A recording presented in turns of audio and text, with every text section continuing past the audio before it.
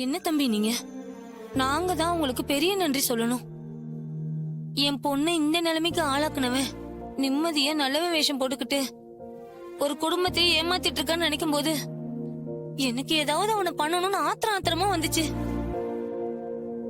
ஆனா இன்னைக்கு உங்களாலதான் தம்பி அந்த பொறுக்கி ஜெயிலுக்கு போயிருக்கான். அதுக்கு நாங்க தான் நன்றி சொல்லணும். நீங்க எனக்கு நன்றி சொல்ற அளவுக்குலாம் நான் எதுவும் பண்ணலாமா? அப்படியெல்லாம் சொல்லாதீங்க சார். அம்மா சொன்ன மாதிரி உங்களாலதான் அந்த பொறுக்கி இன்னைக்கு ஜெயிலுக்கு போயிருக்கான். இல்லனா என்ன மாதிரி எத்தனையோ பொண்ணுங்களோட வாழ்க்கை அவனால ஸ்பாயில் ஆயிருக்கும். தம்பி, உங்க மாமா எப்படி இருக்காரு? உயிருக்கு ஒன்னும் ஆபத்து இல்லையே?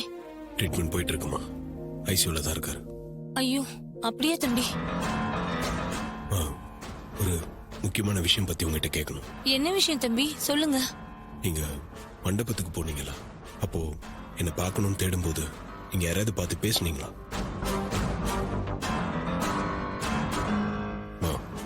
சொல்லுங்க தம்பி. ரேவதி சித்தின்னு சொல்லி என்கிட்ட வந்து பேசினாங்க.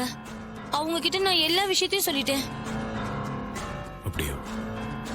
சரி, அதுக்கு அவங்க என்ன சொன்னாங்க? இந்த விஷயம் வெளியில தெரிய வேணாம், தெரிஞ்சா மாப்பிள்ள தப்பிச்சு போனாலும் போயிடுவான்னு அவங்க பதறி போய் போலீஸையும் அவங்க அக்காவையும் கூட்டிட்டு வரதா சொல்லிட்டு போனாங்க. அப்புறம் எப்படிமா அந்த ரூம்குள்ள வந்தான்? அதாம்மா எனக்கும் தெரியல. அந்த அம்மா போன கொஞ்ச நேரத்துக்குள்ள அந்த ரெட்டு உள்ள வந்துட்டான். எனக்கு என்னமோ ரேவதி சித்தி சொல்லிதான் அவன் அந்த ரூமுக்குள்ள வந்திருக்கணும். அவன் உள்ள வந்ததும் நான் எங்க இருக்கேன்னு தெரிஞ்சுக்கிட்டு வந்த மாதிரியே நடந்துக்கிட்டான்.